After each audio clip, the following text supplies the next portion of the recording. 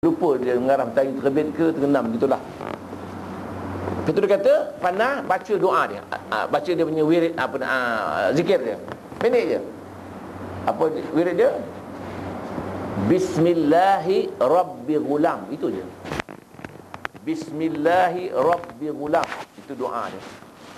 Dengan nama Allah, Tuhannya budak ini.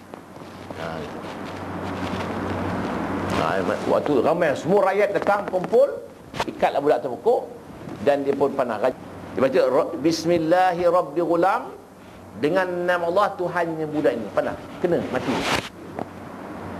Apabila mati, seluruh rakyat kata amanna bi Rabbi Ghulam, kami berimanlah dengan Tuhan budak ini. Habis beriman dah tu.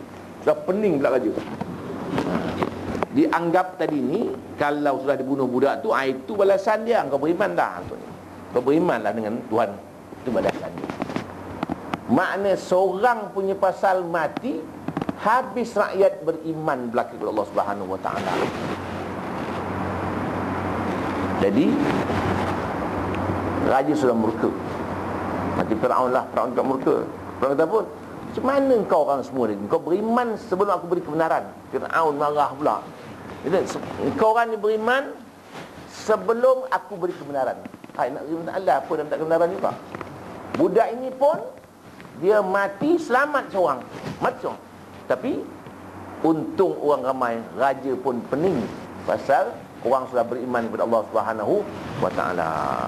Kemudian dia buat amaran. Barang saya beriman, campakkan ke dalam api ni. Jadi dibuatlah gali lubang besar-besar gitu. Dia hidupkan api. Marak dah api semua dah. Dicampakkan seorang-seorang dalam api tu. Oh, tengok kawan dia, tengok kawan dia.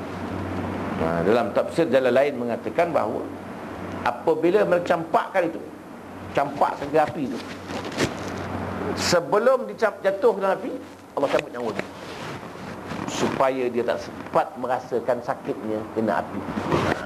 Itu dia, Allah nak pelihara. Jadi makna kita ni pertahankan kita beriman. Kadang-kadang orang takut sangat, takut nak ceramah pun tak boleh kan? Takut dalam akhirnya beriman semua orang masuk. Itu masalah. Baru ni saya nak ceramah sebuah tempat, dibatalkan. Takut. Takkan sejam itu orang boleh hebat sangat, sejam ceramah. Baru-baru ni dibatalkan. Kesian orang. Kita tak apa, boleh berjalan. Kesian orang kampung tu lah nak ceramah. Jadi mana dibatalkan. Banyak tempat Darulin cerita baru ni juga. Dia nak ceramah, dibatalkan. Harus Sani pun begini, baru ni betul juga. Dia datang daripada Perak sini, dia di Selangor ni, dibatalkan. Itu kelebihan orang Selangor lah. Habis tu. Jadi maknanya itu ukhdud. Seorang terkorban beriman itu semua. An-nari dzatil waqud, dia kata, iaitu ukhdud itu mengandungi api yang sangat bernyala-nyala. Sebenarnya an-nar al-azimah al-muta'ajjijah, dia kata. Api yang sangat besar yang menyala-nyala. Katanya mempunyai api, kayu api dan nyala yang dibuat yang dilaksanakan oleh orang-orang kafir. Apa dia kata? Idhum 'alaiha qu'ud. Ramai-ramai mereka menyaksikan orang Islam yang telah diseksa. Dulu ramai-ramai dia suka tengok orang-orang beriman kena seksa. Dulu ni orang-orang beriman ni diseksa begitu, dengan seksaan-seksaan macam Bilal, macam Ammar bin Yasir dan sebagainya, Sumayyah, isteri Firaun, semuanya kena seksa mereka. Sekarang ni tidak begitu, kan diseksanya perasaan dulu kan. Wa ma naqamu minhum illa an yu'minu billahil azizil hamid. Ini dia.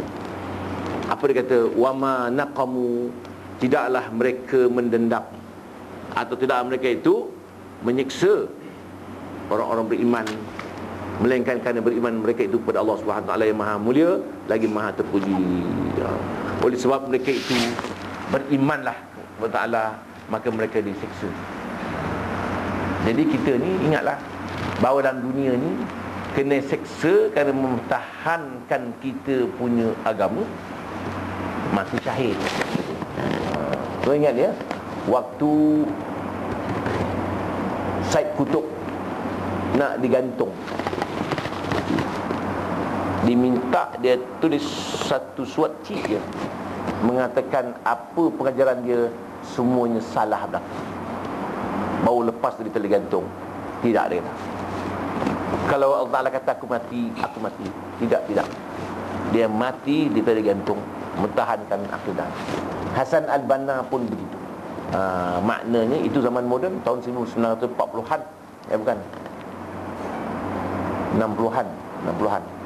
Jadi maknanya zaman moden tu, kerana pemimpin Mesir ketika itu terlalu takut dengan perjuangan Islam, akhirnya kuburnya mengalir air kotor dalam kubur. Sama juga dengan Mustafa Kamal. Bila dia mati kerana minum arak, terbakar jantung, nak dikebumikan, bumi tak terima. Masuk ukur lagi, gali, masuk tak muat juga.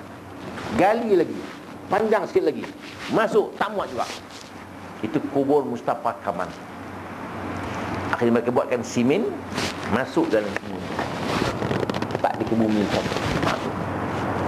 Mustafa Kamal merupakan orang yang merosakkan Islam. Barat gelar dia Atatürk, bapa pemoden Turki. Kita pun ikut juga. Orang Melayu panggil Mustafa Kamal Atatürk juga. Atatürk tu Barat bagi, pasal dia berjaya merosakkan Islam. Bukan bapa pemoden Turki, bapa melingkup Turki. Kata satu orang profesor di Barat, Mustafa Kamal ni ke mana-mana pun tidak ada kata. Yang dikendung syiran, yang dibawa tak ke mana juga. Jadi dialah yang mengisytiharkan semayang gunakan bahasa Turki. Azan cakap Turki. Allahu Akbar tu Allah buyuk dia panggil. Allah buyuk. Takkan pelik bunyi. Buyuk dalam Turki lah Akbar. Begitu. Saya ingat lagi, telah naik seorang menteri lagi, dia pun membatalkan balik apa yang dibuat oleh Mustafa Kamal itu, dan dia ditembak dan mati syahid. Dia itu sebab Turki dah berubah balik. Menteri itulah, Mustafa Kamal dah mati, dia jadi menteri, dia membatalkan balik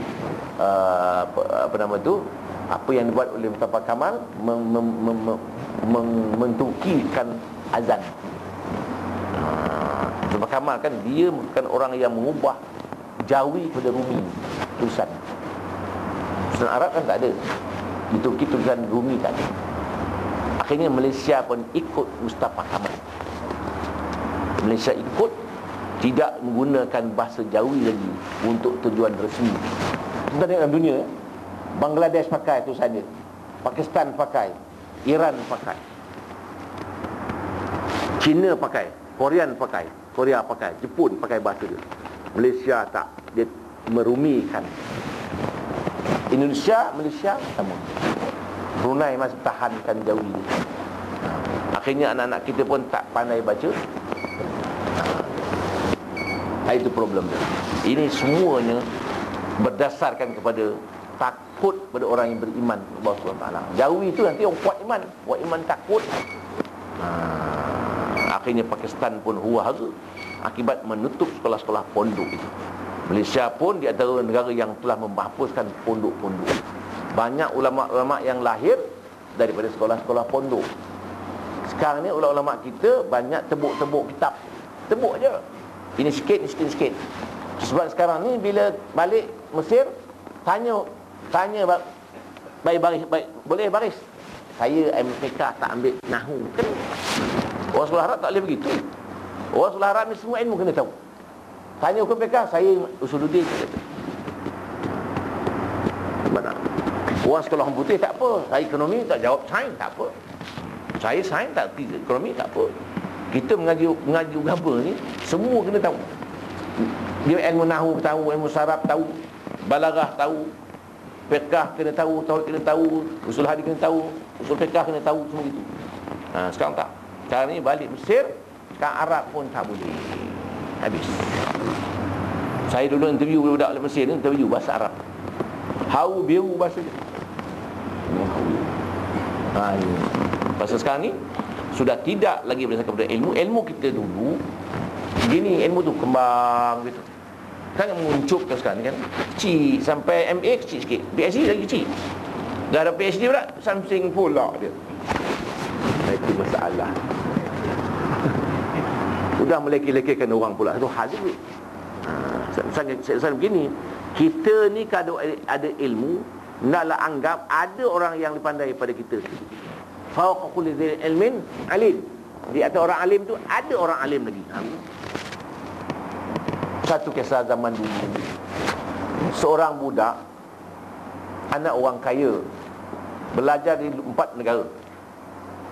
Timur, Barat, Utara, Selatan. 3 tahun, akhirnya jadi 12 tahun lagi. Baliklah kampung. Lagak dia, pelik sikit bapak dia tengok. Bapak panggil dia, aku tengok engkau ni ada ilmu, dia kata. Isi tak ada. Engkau seperti sebiji kacang direbus dalam periuk, melompat-lompat kacang itu. Kalau sebiji kan, rebus kacang sebiji kan dalam periuk, dia melegakkan melompat kacang itu. Tetapi kalau kacang itu direbus banyak-banyak, tak melompat satu biji pun, pasal apa? Ramai. Maknanya budak tu cerdik seorang dalam kampung, dia rasa dia hebat. Kalau ramai orang kampung tu pandai, tak bunyi dia. Sekarang ini kau ambil buah ini, dia kata, cuba kau belah. Dia belah. Apa ada? Ada isi ayah. Belah lagi. Ada apa? Ada biji ayah. Okey, belah lagi. Ada apa? Tidak ada apa-apa ayah. Itu dah engkau ada ilmu, isi tak ada. Kau tengok biji tu letak dalam tanah, kan tumbuh dia, ada hayat. Ayah 12 tahun aku mengaji ayah, tak jumpa ilmu dia. Sekarang kau ambil air segelas, letak garam dalam, kacau. Tunjukkan aku mana garam. Di atas, bawah, kiri kanan tak ada ayah. Kan dah. Kau turun, juruskan, tuangkan pada pasir, pada rumput, nanti akan ada garamnya balik. Ilmu ada, isi tak ada. Macam kita ada mata, basirah tak ada. Sebab kita gunakan basirah, maknanya tengok sesuatu itu jangan tengok dengan mata yang lahir, tengok mata yang dalaman. Tengok banjir itu saja. Hati kata ini bala, musibah Allah SWT. Itu makna basirah, gunakan basirah. Banyak orang tak gunakan basirah, gunakan mata lahir saja. Begitulah tuan-tuan sekalian. InsyaAllah sambung akan datang. Allah Allah.